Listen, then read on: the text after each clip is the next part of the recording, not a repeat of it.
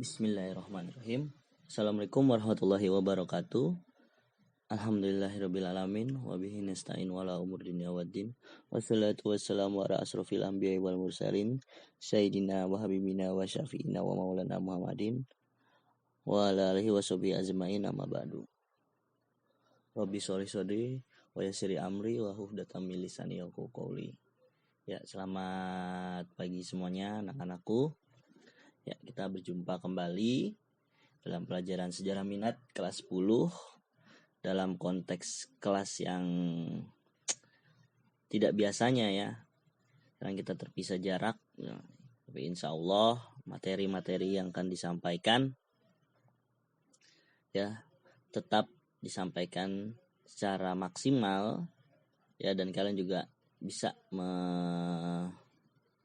menampung ya, dan memahami segala materi yang masuk juga secara maksimal. Oke. Ya, kita langsung masuk aja ke materi baru. Setelah kemarin kita sempat terhenti di materi tentang proses perkembangan manusia ya, yang kita bedah buku bersama-sama, yaitu buku Sapiens ya, hasil tulisan dari Yuval Noah Harari. Luar biasa ya, rata-rata hampir semua kelas tuh udah selesai ya membahas membedah buku yang sudah Bapak tugaskan. Nah, kalau kemarin di buku Sapiens itu kita bahas mungkin cukup luas ya, dengan gaya bahasa yang tentunya saja agak sedikit berat karena memang itu buku yang biasa dipakai sama mahasiswa, terutama mahasiswa sejarah. Nah, sekarang kita pakai pembahasan yang mungkin insya Allah lebih mudah dipahami, dan insya Allah juga ya pembahasannya pun akan lebih ringan gitu dan mudah dicerna. Oke, kita langsung masuk aja ke materi yang pertama. Itu di sini ada peta konsep ya tentang kehidupan awal manusia Indonesia. Pembahasan yang pertama itu tentang kedatangan manusia, gelombang manusia ke kepulauan Nusantara atau Indonesia. Nah, di situ muncul teori-teori migrasi, ada teori out of Africa, teori of Yunan, teori Nusantara. Nah, dalam proses kedatangannya pun ya ada terbagi menjadi dua gelombang pertama dan kedua ya, baik dari jalur barat dan juga jalur timur ya, Nusantara. Setelah itu ada corak kehidupan manusia praksara, pembabakan zaman, hasil kebudayaan, dan lain sebagainya. Oke, kita langsung masuk saja ke pembahasan yang pertama tentang migrasi nenek moyang bangsa Indonesia. Ya, sebelum memahami tentang migrasi nenek moyang, ya ada pula kita mereview ulang tentang apa saja itu pengelompokan dalam manusia ya, dan apa saja jenis-jenis kelompoknya dan ciri-cirinya ya. Ya, jadi ketika manusia mulai hidup berkelompok dan melakukan migrasi ya, berpindah dari satu tempat lainnya ya, mereka membangun kelompok-kelompok kecil yang disebut dengan suku. Nah, dari suku-suku itu mereka saling terikat dengan suku-suku yang lain, saling menutupi kebutuhan satu sama lain, sehingga terbentuklah suatu komunitas baru yang disebut dengan suatu masyarakat atau bangsa. Ya.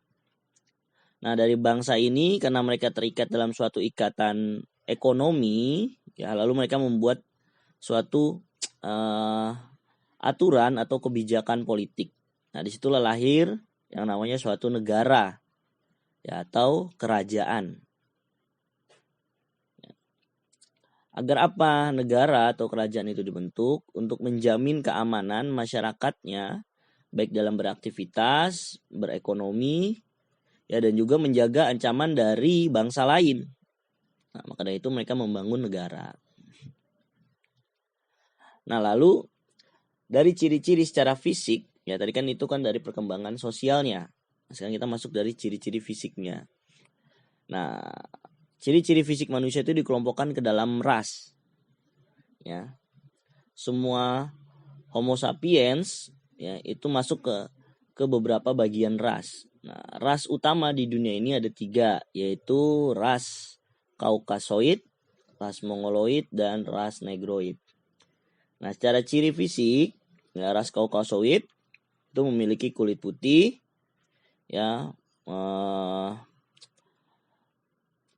memiliki tubuh yang tegap, tinggi, ya, berhidung mancung, dan sebagian memiliki rambut berwarna kecoklatan, ya, atau kuning. Nah, mereka biasanya tinggal di wilayah antara lain seperti di Eropa, ya, lalu dan di wilayah-wilayah seperti Timur Tengah dan Asia Tengah. Lalu ada lagi ras yang namanya Mongoloid, yaitu memiliki ciri-ciri fisik bertubuh kuning langsat, ya, atau sawo matang, berambut hitam, memiliki tubuh yang sedang, ya, dan secara geografis mereka umumnya tinggal di wilayah benua Asia, ya, baik itu India, Asia Timur, Asia Tenggara, dan Amerika, baik Amerika Utara dan Amerika Selatan. Namun ini penduduk aslinya, ya, bukan migrasi yang datang dari Eropa, yaitu orang-orang Indiannya itu yang merupakan bagian dari ras Mongoloid. Lalu ada lagi ras Negroid, yaitu ras kulit hitam, ya, dia berkulit hitam, berambut ikal dan keriting, ya, memiliki tinggi badan yang juga cukup tinggi, ya, dan mereka secara geografis tinggal di benua Afrika, dan ada pula yang menyebar di kepulauan yang ada di Samudra Hindia, di India, ya, Papua, dan Australia. Nah, bagaimana para manusia-manusia ini, ya, kelompok-kelompok ini mampu menyebar ke seluruh penjuru dunia termasuk ke Indonesia. Nah, kita akan bedah itu di dalam peta yang akan saya jelaskan di slide berikut ini. Ya, teori-teori migrasi. Di saat zaman es mencair dan air laut yang mulai naik hingga terbentuknya yang namanya Kepulauan Nusantara. Oke, kalian perhatikan gambar yang ada di sebelah kanan itu, ya. Jadi Kepulauan Indonesia itu adalah kepulauan yang baru terbentuk, ya, akibat dari mencairnya es di wilayah utara dan selatan bumi, ya, sehingga membuat permukaan laut itu naik karena volume airnya bertambah. Nah, jadi daratan-daratan rendah yang menyambungkan antara Semenanjung Malaya, Sumatera, Kalimantan, Jawa, Sulawesi itu menjadi terendam air dan terbentuklah Kepulauan Nusantara ini.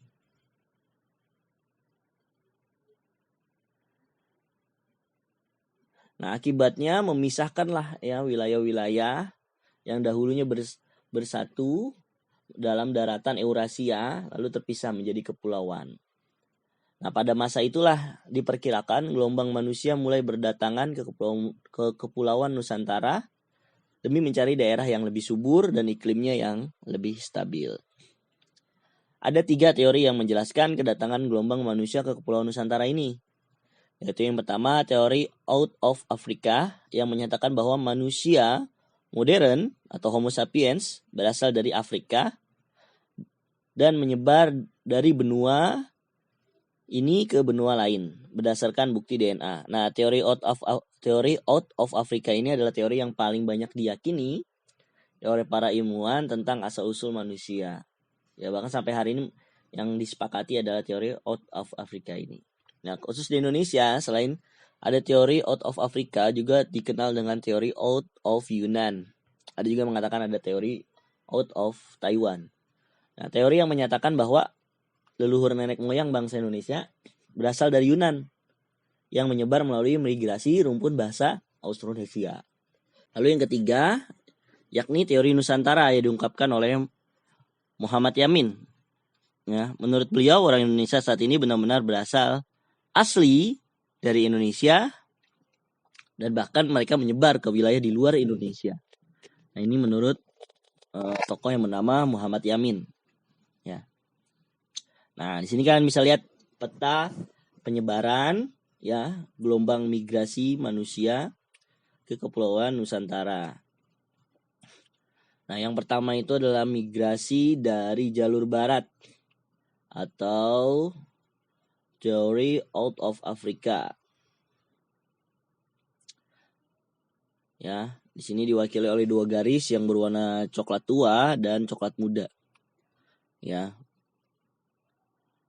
Lalu ada gelombang kedua yaitu melalui jalur timur, Theory out of Yunan, yang berasal dari Yunan, lalu ada yang melalui Vietnam dan ada yang melalui Taiwan.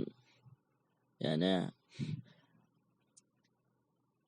Coba kalian perhatikan dulu secara teliti proses peta penyebaran manusia ini.